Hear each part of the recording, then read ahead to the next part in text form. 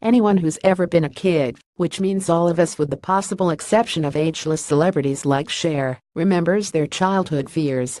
What was it for you? Maybe you were afraid of your closet, thunderstorms, or the neighbor down the street who was so old he might still owe Fred Flintstone a few bucks. For me, I distinctly remember going to the circus as a small child and bursting into tears when approached by a clown.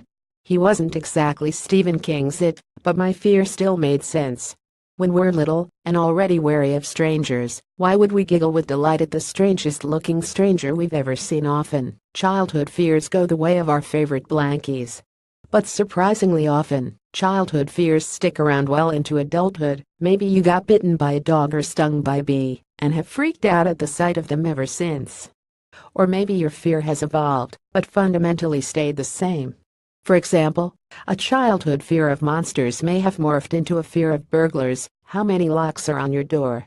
A fear of strangers may have turned into social anxiety. Or a fear of doctors and dentists may have, well, stayed a fear of doctors and dentists. In an excellent example, listener Oliver wrote in to say he's an adult who's been afraid of the dark all his life. As a kid, his parents told him to get over it, which of course is never helpful, and now his fear has continued into adulthood. For Oliver, fear of the dark means lousy sleep quality from sleeping with the light on and not being able to drive at night without feeling terrified. So what should you do if, like Oliver, you have a lingering childhood phobia, or one that sprung up on your adult life like a boogeyman jumping out of a closet? First, know you're in good company.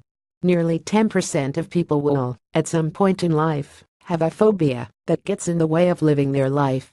This means way more than just making your partner kill the spider in the bathtub. This means not being able to take a job that requires using an elevator to get to your office, or not being able to travel by plane, which means never seeing a Hawaiian sunset in person. So if you've been foiled by a phobia, know these 4 things to finally face your fears. Continue reading on quickanddirtatips.com.